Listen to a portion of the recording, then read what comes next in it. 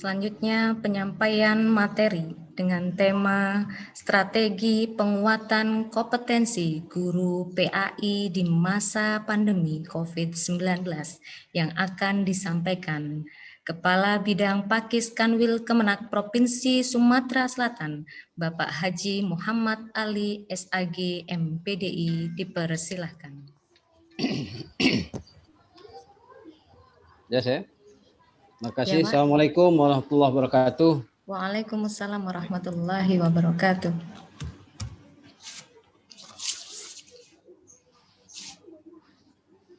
Yang kami hormati Ketua AKPAI Pusat, Ketua AKPAI Provinsi Sumatera Selatan, dan segenap panitia, Bapak Ibu sekalian, para peserta webinar yang berbahagia. Pertama-tama puja dan puji syukur mari kita persembahkan kehadirat Allah Subhanahu wa taala atas limpahan nikmat dan rahmatnya kepada kita semua. Salawat serta salam kita persembahkan kepada junjungan kita Nabi besar Muhammad sallallahu alaihi wasallam.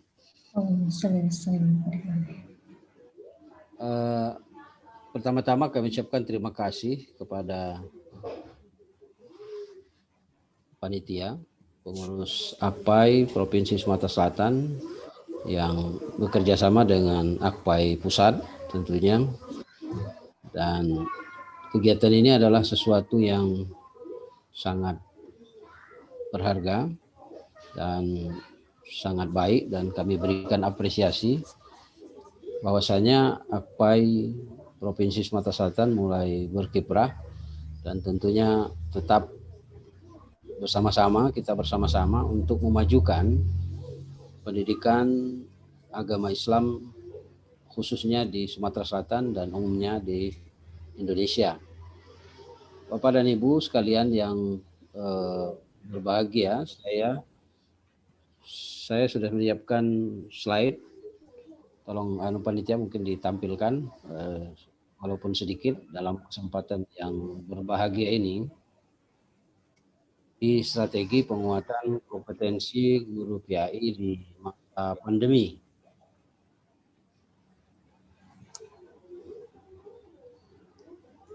Bapak Ibu sekalian, potret pembelajaran di masa pandemi yang di mana kita merasakan bersama bahwa COVID-19 atau COVID-19 telah melanda seluruh dimensi kehidupan, termasuk di dalamnya adalah dunia pendidikan. Gitu. Bahkan di 188 negara, sekolah itu ditutup. Ya, ditutup karena dampak wabah pandemi ini, jadi COVID-19 ini. Jadi sesuatu yang terjadi yang luar biasa. Kemudian juga di sisi lain bahwa ada manfaatnya juga, bahwa selama ini kita mengidamkan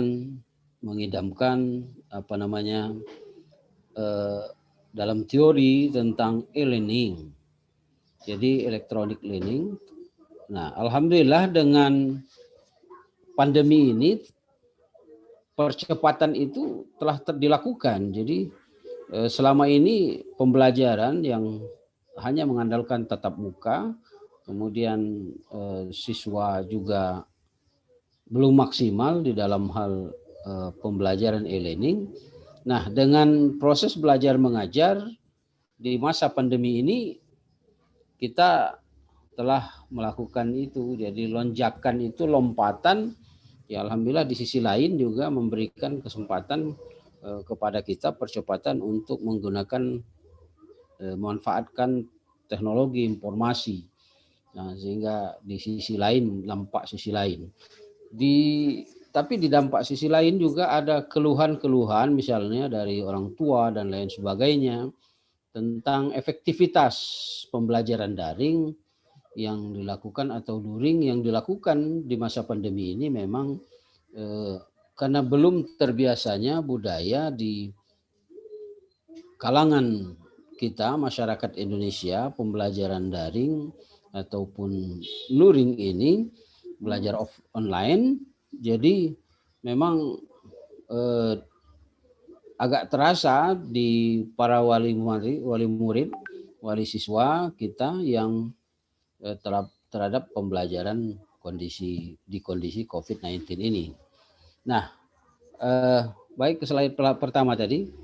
Oke. Nah, Bapak dan Ibu sekalian yang kita berbahagia, kita lihat ada beberapa pandangan guru terhadap pelaksanaan pelajaran jarak jauh. Jadi kalau kita lihat dari beban guru selama proses belajar di rumah, itu beban guru menjadi beban sama, beban menjadi lebih berat. Jadi dari guru tentunya harus mempersiapkan lebih ekstra di samping RPP yang memang sudah disiapkan juga hal-hal yang lain begitu. 64% kita lihat bahwa guru mempunyai beban, mengaku bahwa guru mempunyai beban lebih berat begitu. Karena kondisinya harus menggunakan media dan lain sebagainya. Dampak negatif belajar dari rumah berdasarkan survei kita lihat sebagian besar 70% itu sulit untuk membuat anak memahami materi. Jadi memang itu dampak-dampak yang harus kita terima dan kondisi itu. Kemudian 70% sulit untuk memberikan materi atau tugas sesuai dengan kemampuan siswa. 64% sulit untuk memberikan tanggapan atau feedback terhadap hasil kerja siswa. Kemudian 63% sulit untuk bekerja sama dengan berkolaborasi dengan guru yang lain.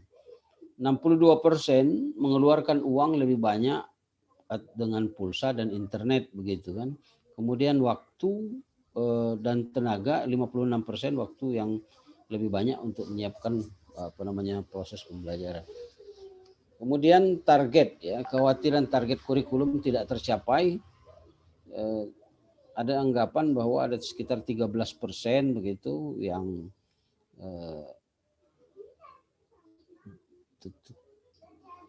ada kekhawatiran hanya sekitar 13% ya. Sementara 87% masih optimis dengan proses belajar mengajar ini.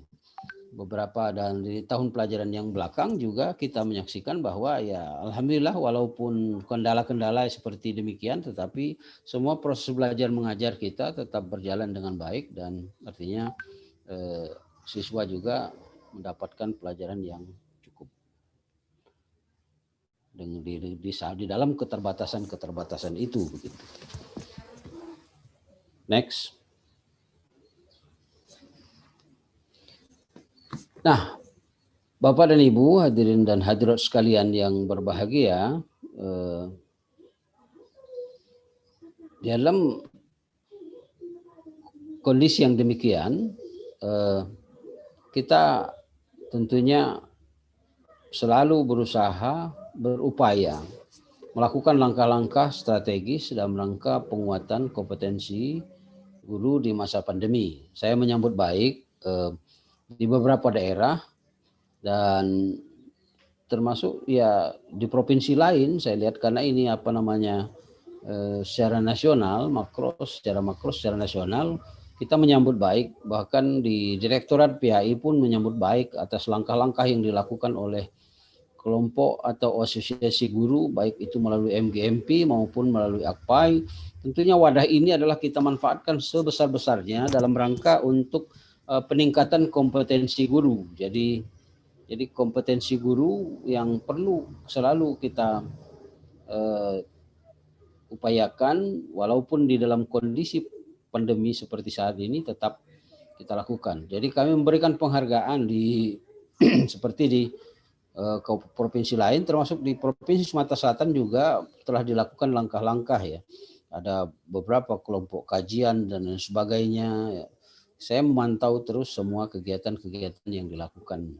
Nah, kita juga beberapa kali melakukan pertemuan dengan secara daring dalam rangka pembinaan penguatan guru maupun pengawas, pokjawas. Jadi semuanya dalam rangka untuk peningkatan kompetensi dan menyamakan persepsi dalam rangka untuk meningkatkan proses belajar mengajar tentunya terutama di masa pandemi saat ini.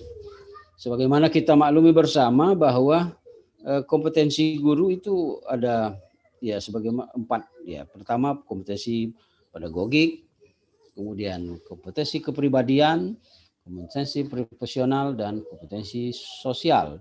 Jadi 4 kompetensi ini harus tentunya selalu kita penuhi bersama. Pedagogik perlu kita peningkatan kompetensi ya proses belajar mengajar dan sebagainya.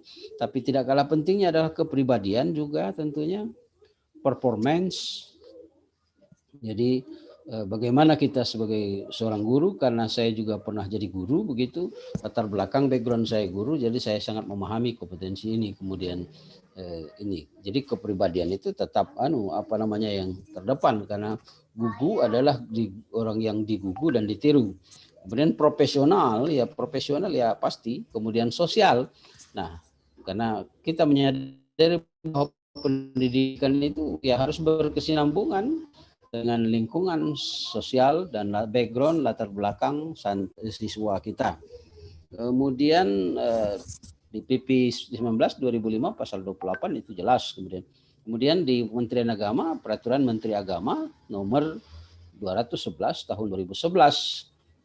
Jadi menambah itu ditambah lagi leadership, kemudian yang lainnya ya. Jadi peningkatan kompetensi itu sangat penting dan selalu kita rasakan dalam rangka untuk peningkatan kompetensi guru.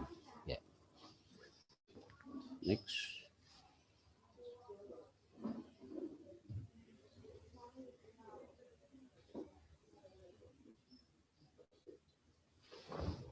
Ya, jadi di samping 4 tadi ada ditambah lagi di dalam PMA tadi yang kelima kompetensi spiritual, karena kita guru PAI tentunya ya spiritual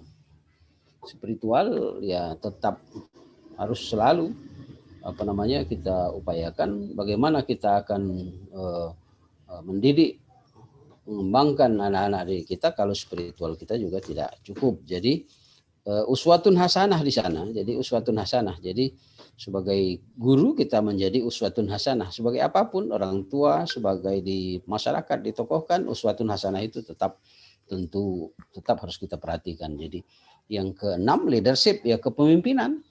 Ya kepemimpinan baik kepemimpinan di kelas dan lain sebagainya, semuanya termasuk juga di secara daring ini. Bagaimana saya mengamati juga, saya sebagai wali murid, sebagai orang tua juga saya mengikuti bagaimana perkembangan proses belajar mengajar yang dilakukan oleh guru kepada anak-anak kita. Jadi ada yang ini di sini kepemimpinan, bagaimana guru mampu mengkolaborasikan di dalam sistem pembelajaran yang daring ini sehingga murid tidak merasakan dia jauh begitu, walaupun kondisinya jauh seperti anak saya di Manici kan tersebar, ada yang dari Bogor, ada yang dari Medan, ada yang dari Jawa Barat, tapi dia merasakan tidak merasa jauh, dia merasa di dalam satu ruangan karena nyambung komunikasi antara si guru yang menyampaikan materi dengan para siswa yang mengikuti dari rumah masing-masing. Jadi ini salah satu cara dalam mereka leadership, bagaimana cara menyambungkan itu sehingga proses belajar mengajar walaupun jauh, tetapi dia merasakan seperti dalam ruangan, diskusi berjalan dengan baik, saya perhatikan. Nah itu juga begitu juga guru-guru PAI kita harapkan seperti itu tentunya. Dan semuanya sudah dilakukan, saya rasa. Itu kita lihat perkembangan pemantauan seperti itu. 4 pembelajaran di masa pandemi. Yang pertama ya realistis. apa yang disampaikan adalah apa yang disampaikan dalam pembelajaran itu adalah sesuatu yang realistis, kondisi-kondisi terkini, kemudian diberikan penguatan-penguatan dengan agama begitu. Kemudian yang kedua, tidak membebani peserta didik. Jadi jangan terlalu banyak membebani. Tugas mungkin penting, tetapi jangan terlalu banyak begitu kan, karena banyak keluhan dari wali-wali murid bahwa justru di daring ini pembelajaran itu, tugas itu sangat memberatkan sekali, banyak begitu diberikan tugas. Mungkin tidak terusah terlalu banyak memberikan tugas, tetapi konteksnya yang perlu diberikan perluasan untuk nah ini kaitan ketiga, jadi memberikan pengalaman belajar yang bermakna. Jadi memberikan, jadi dalam proses belajar mengajar daring ini supaya bagaimana caranya bermanfaat begitu, merasa dia bermakna. Jadi bermakna, walaupun ya banyak juga keluhan dari orang tua bahwa sebaik-baiknya daring itu masih tetap yang terbaik itu adalah program tatap muka. Tetapi inilah pilihan pada saat ini. Jadi kondisi kita memang belum memungkinkan untuk pembelajaran bertatap muka sesuai SKB kita, SKB 4 Menteri. Jadi memang kondisi seperti itu yang harus kita terima sementara. Kemudian ya, tetapi tidak mengurangi itu. Jadi pembelajaran ini harus memberikan pengalaman yang belajar yang bermakna. Jadi 10 tahun, 20 tahun yang akan datang, ini anak-anak yang sedang belajar saat ini di SD, SMP, SMA, pada saat ini belajar PAI, dia akan mengenang. Saya dulu belajar dengan guru agama saya, dengan daring, dengan luring, begitu kan. Tetapi walaupun begitu tidak mengurangi rasanya, maknanya, begitu pengalaman yang berharga. Itulah pintu gerbang kami untuk belajar menggunakan ilmu pengetahuan dan teknologi, menggunakan IT. Kemudian yang keempat itu fokus kepada pendidikan kecakapan hidup, ya tentunya. Jadi fokus kepada kecakapan hidup, karena kita ini harus ada keseimbangan. Jadi kita sebagai guru PAI tentunya dituntut untuk membimbing anak-anak kita untuk menjaga keseimbangan hidup. Jadi bahagia tentang kesuksesan di dunia dan kesuksesan di akhirat. Man arada dunya fa alaihi bil ilmi wa man arada al akhirah fa alaihi bil ilmi. Siapa yang akan sukses di dunia, kuasai ilmu pengetahuan, ingin sukses di akhirat, kuasai ilmu pengetahuan. Nah, inilah kelebihan kita sebagai guru PAI. Kita mampu mengajak, membimbing, memotivasi anak-anak kita agar semangat terus, fokus pada pendidikan kecakapan hidup, baik itu untuk mengejar kesuksesan di dunia di masa yang penuh dengan pengembangan ilmu pengetahuan dan teknologi ini, kemudian juga sukses di akhirat dengan bekal nilai-nilai agama yang akan selalu kita bimbingkan kepada anak-anak kita. Next.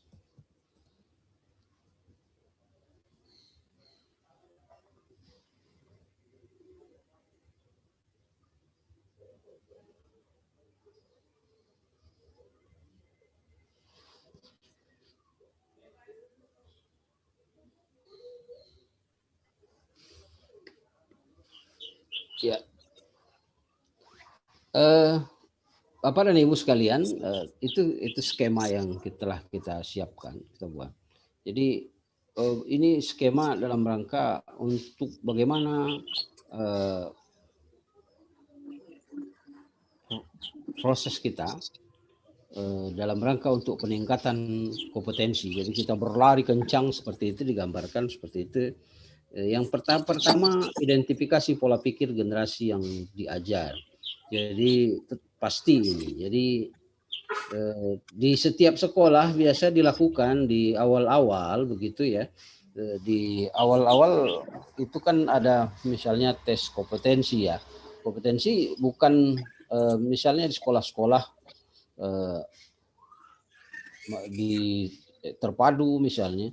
Kemudian juga di sekolah-sekolah kita juga yang umum, negeri dan swasta dilakukan itu dalam rangka untuk uji kompetensi untuk pemetaan, pengelompokan bagaimana proses belajar mengajar itu bisa berjalan dengan baik. Jadi identifikasi pola pikir generasi yang diajar juga tetap harus kita dilakukan sebagai tentunya modal dasar, modal awal ya. Jadi kemudian yang kedua, peningkatan kepekaan digital. Jadi di generasi Y tahun 1996 sampai 2010 dan 2011 sampai sekarang itu disebut generasi A. Jadi peningkatan kepekaan digital. Jadi bagaimana siswa kita harus pahami bahwa siswa saat ini hidup di dua alam nyata dan alam digital. Ya, yang punya penuh dengan kemajuan ilmu pengetahuan dan teknologi. Tidak bisa kita tidak. Maka untuk itu kita sebagai guru terus harus selalu meningkatkan kompetensi. Jangan sampai kita tertinggal, malah berlarinya kalah cepat dengan siswa kita.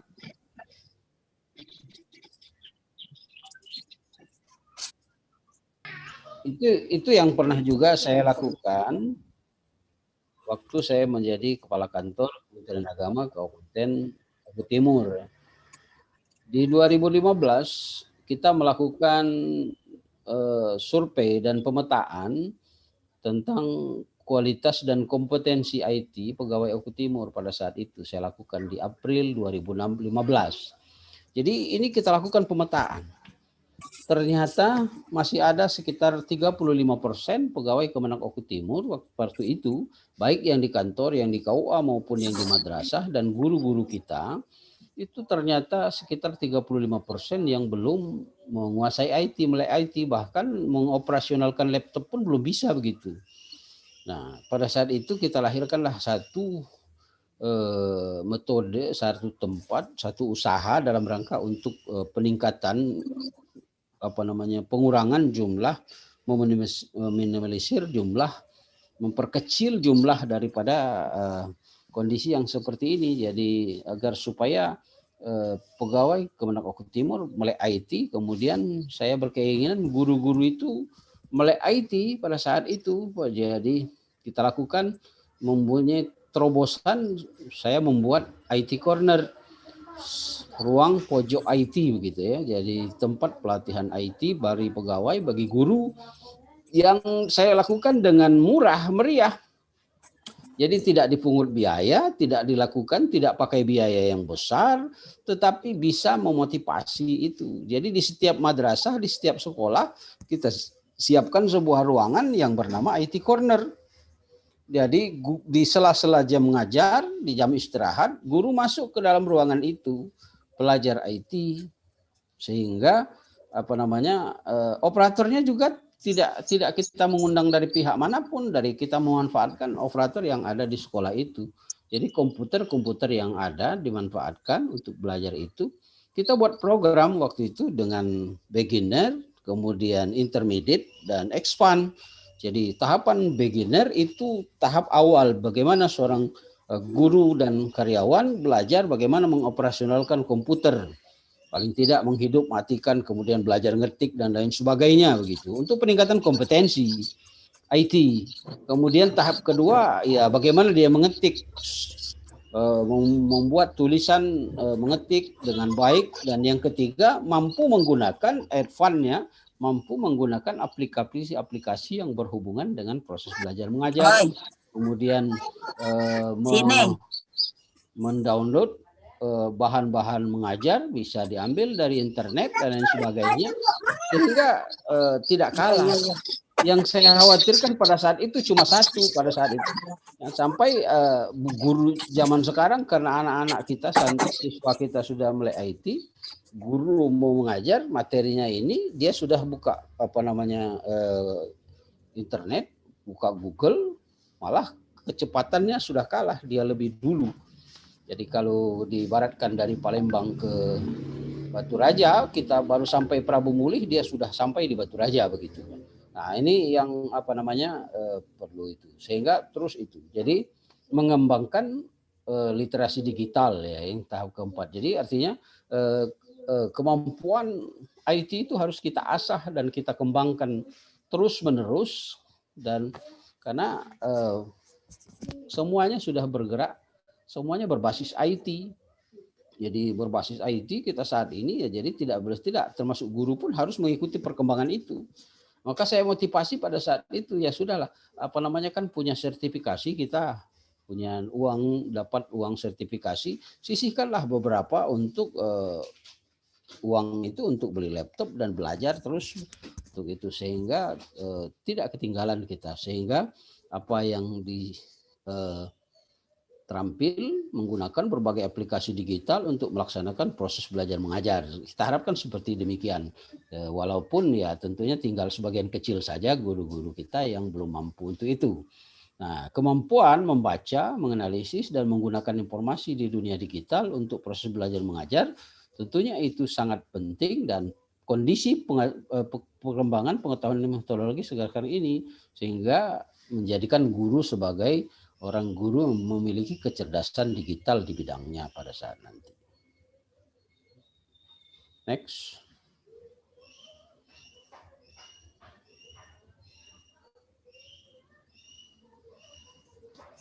Nah, Bapak dan Ibu sekalian yang berbahagia, kemudian sumber belajar guru untuk meningkatkan kecerdasan digital, ya pertama belajar bersama dengan teman sejawat yang bergabung dengan komunitas belajar guru, baik itu KKG kalau tingkat SD, MGMP, SMP, SMA, kemudian AKPAI, IGI, kemudian guru berbagi dengan yang lainnya sebagaimana untuk meningkatkan kompetensi dan berbagi praktek baik di masa pandemi ini.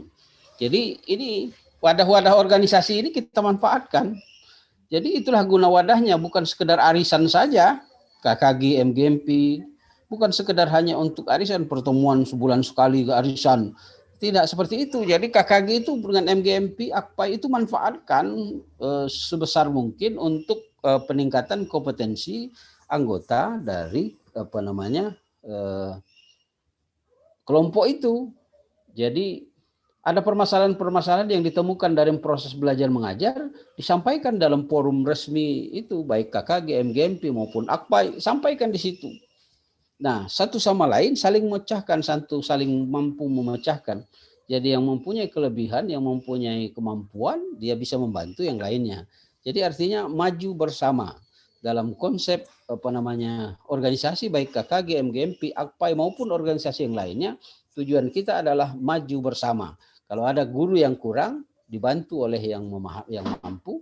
Kalau ada permasalahan dalam proses belajar mengajar yang dialami oleh anggotanya, maka guru yang lain berkewajiban untuk membantu. Jadi itulah tujuan organisasi, termasuk dalam hal ini juga AKPAI. Tujuannya adalah untuk itu. Jadi bagaimana meningkatkan kompetensi.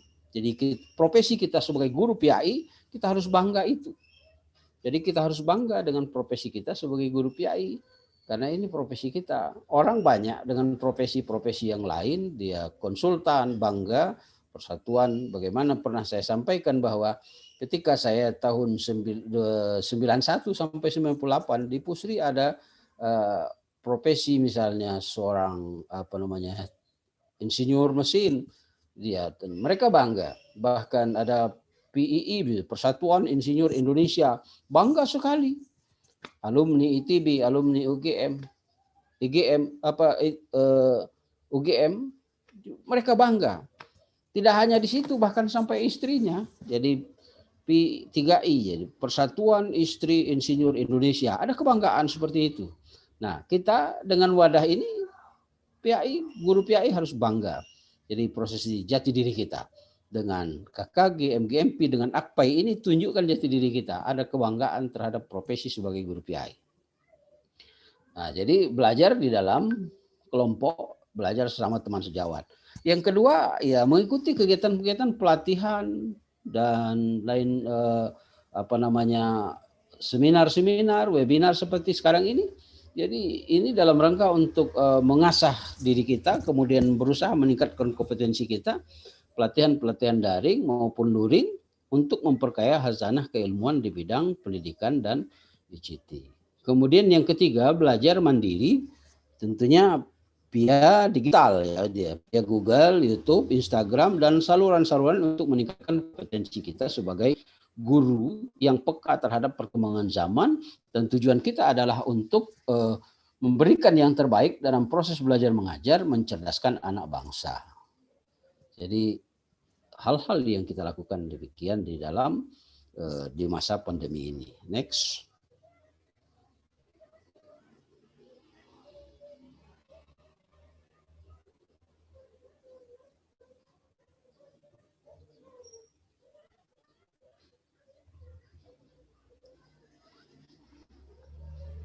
Baik, Bapak dan Ibu, ya saya mungkin hanya memaparkan dan mengulangi. Bapak Ibu sudah lebih paham tentang itu, gitu kan? Karena saya background seorang guru, tetapi sudah lama sekali tidak berkecimpung langsung di bidang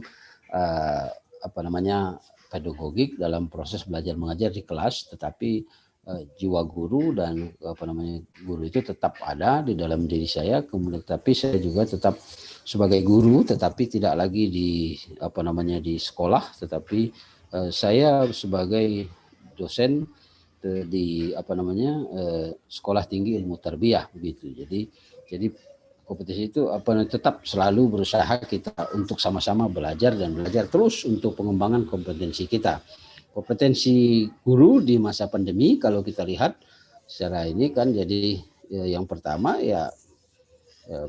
seperti sampaikan tadi ada 7 jadi pedagogik, bagaimana kita sebagai guru PAI mampu mengelola pembelajaran berbasis digital dengan menggunakan kelas-kelas maya, namun tetap memperhatikan diferensiasi belajar siswa.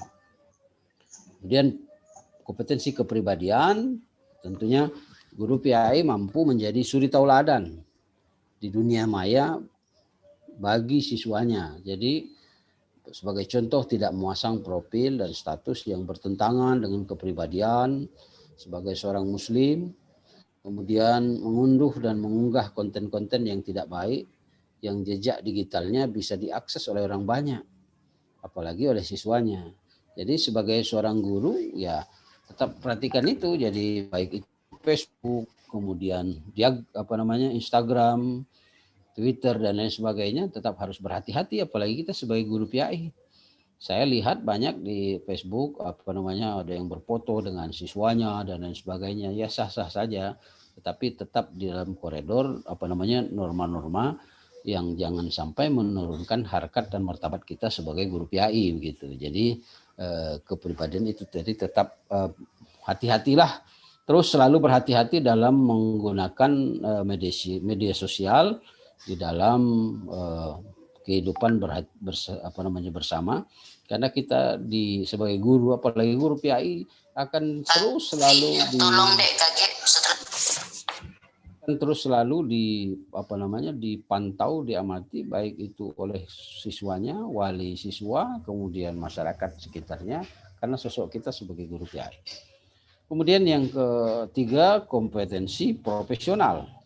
Guru tentunya harus mampu mengembangkan aplikasi dan modul pembelajaran serta evaluasi berbasis digital yang bisa menggabungkan model daring dan luring serta mudah diakses oleh siswa.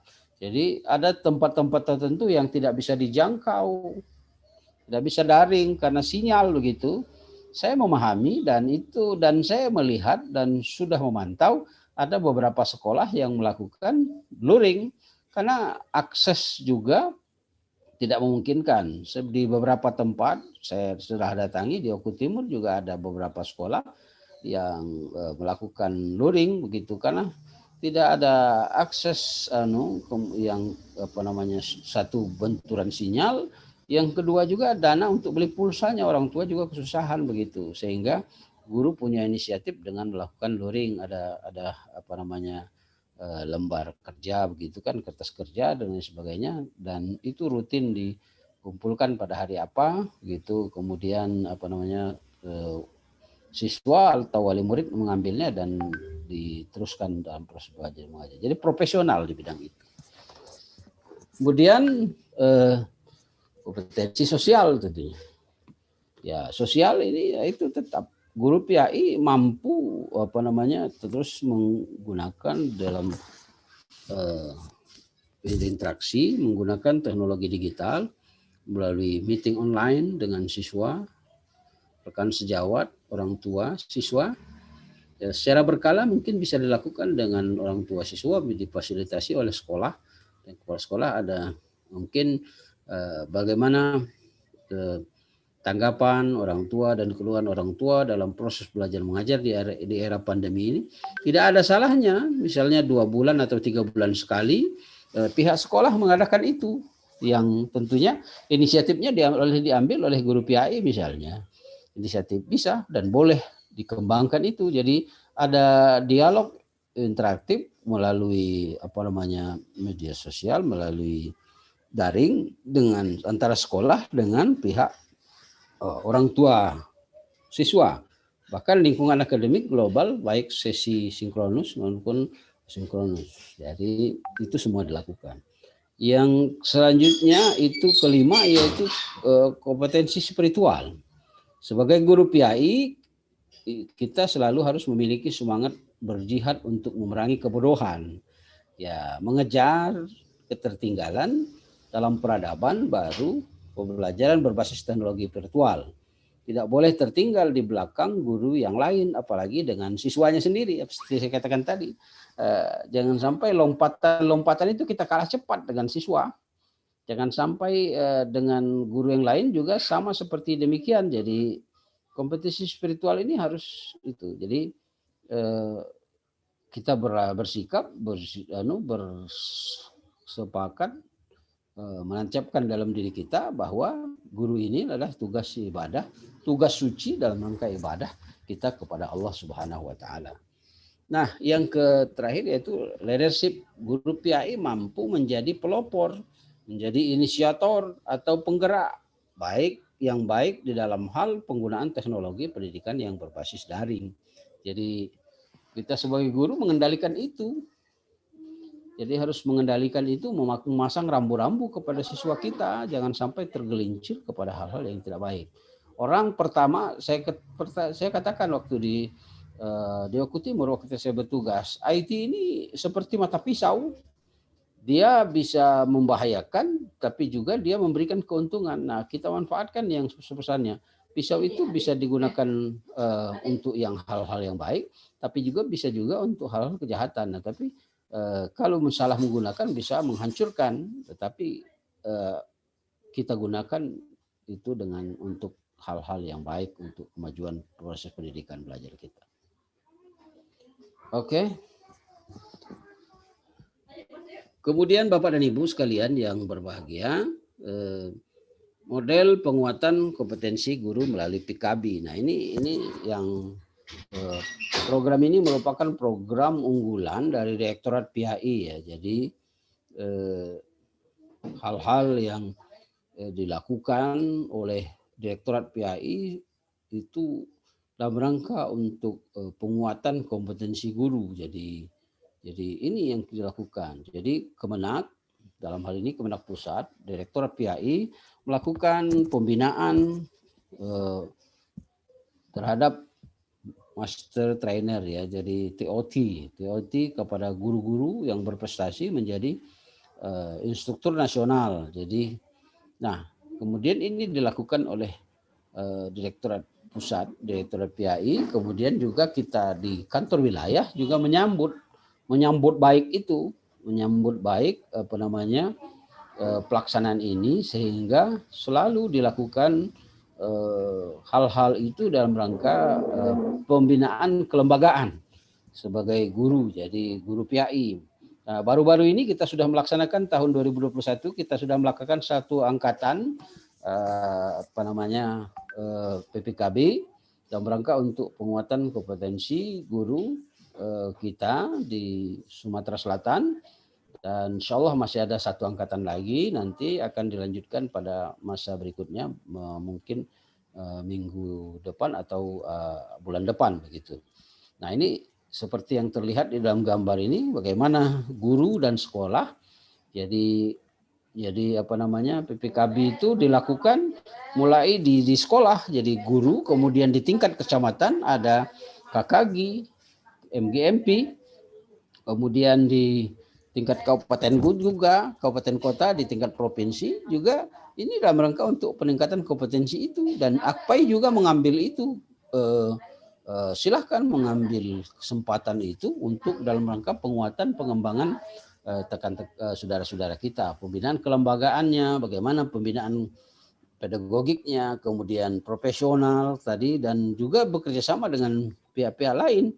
Jadi di situ ada pengawas, ada mentor, dan ada Pemda, kemudian bantuan-bantuan ya bisa dalam bentuk itu, kemudian bantuan lain juga ada yang dilakukan oleh Poldiklat Keagamaan Palembang dalam rangka untuk penguatan itu. Dan kita kantor wilayah juga mengambil itu kesempatan itu, tetapi ya tentunya keterbatasan, hanya barangkali 2-3 angkatan ya tidak bisa menyentuh keseluruhan guru, yang ada perwakilan tentunya dari dari kabupaten kota hanya sedikit sekali begitu. Jadi teruslah mengikuti kesempatan itu. Baik, itu Bapak Ibu dan sekalian yang dapat kami sampaikan, dan beberapa hal yang kami lakukan di Sumatera Selatan. Terus tentunya hati kami, diri kami, perjuangan kami, niat kami adalah untuk bersama-sama dengan Bapak Ibu guru PAI demi kemajuan pendidikan agama Islam di Sumatera Selatan. Dan kita selalu bekerja sama, saya selalu bekerja sama ketika di Oki, ketika di Oku Selatan, ketika di Oku Timur, kita selalu bergandengan tangan dengan Dinas Pendidikan. Di Provinsi Sumatera Selatan juga demikian, kita bergandengan tangan dengan Dinas Pendidikan Sumatera Selatan. Tentunya tujuan kita satu adalah untuk membantu mencerdaskan anak-anak Sumatera Selatan, termasuk membentuk di bidang PAI, memberikan penguatan terhadap anak-anak Sumatera Selatan di bidang pendidikan agama Islam, bersama-sama bergandengan tangan dengan Dinas Pendidikan. Karena Dinas Pendidikan adalah memiliki lembaga, sekolah-sekolahnya berada di bawah Dinas Pendidikan, tetapi pembinaan PAI-nya di Kementerian Agama. Yuk, marilah kita bersama-sama untuk itu.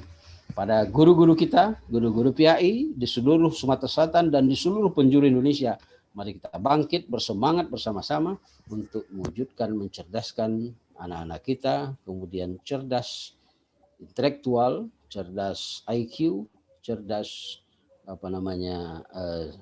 emosionalnya, kemudian cerdas spiritualnya, ESG-nya, ESG semuanya hidup dan berkembang dengan baik. Terima kasih. Allahumma fiq ila qawmit thoriq. Wassalamualaikum warahmatullahi wabarakatuh.